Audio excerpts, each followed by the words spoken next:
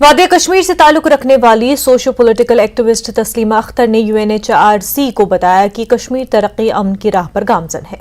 Union territory में जमहूरियत का रिवाज है। उन्होंने UNHRC की 12वीं इजलास से खिताब किया। जम्मू कश्मीर जल्द इलेक्शन होंगे। उन्होंने कहा कि ISI ने मुजम्मिल अयूब को कठपुतली बनाया है। अयूब ठाकुर ने उन्हें हरासा करने की कोशिश की।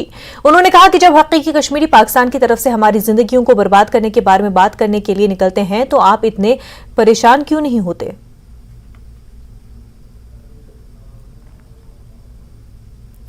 सांबा में पुरस्कार धमाका हुआ। सांबा के बड़ी ब्रह्मना इलाके में पुरस्कार धमाका हुआ। इस धमाके में एक शख्स की मौत हुई और 6 जख्मी हुए हैं। धमाका एक स्क्रैप फैक्ट्री में हुआ। इब्तदाई रिपोर्ट्स के मुताबिक धमाका मार्टर गोले की वजह से हुआ है। SSP सांबा ने न्यूज़ 18 को बताया कि दहशतगर्दी का कोई जाविया नजर नहीं आता।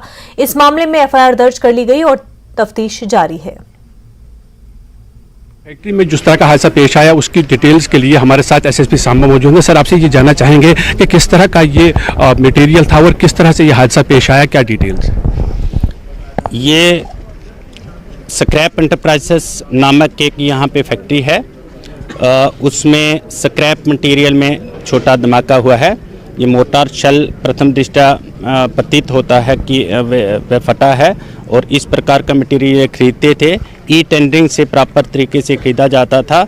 उसमें ऐसा लगता है कि नेग्लिजेंस की वजह से कहीं लाइव कोई मोटा छल रह गया होगा जो फटा है और उससे ये घटना घटी है। एक की कीमती जान गई है और 6 जख्मी हैं जिनकी हालत स्थिर है।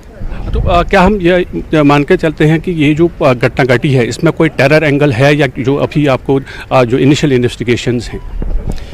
इसमें टेरर एंगल नहीं है और ये एक सामान्य घटना ही कहेंगे क्योंकि ये एक नेग्लिजेंस का पार्ट अवश्य है।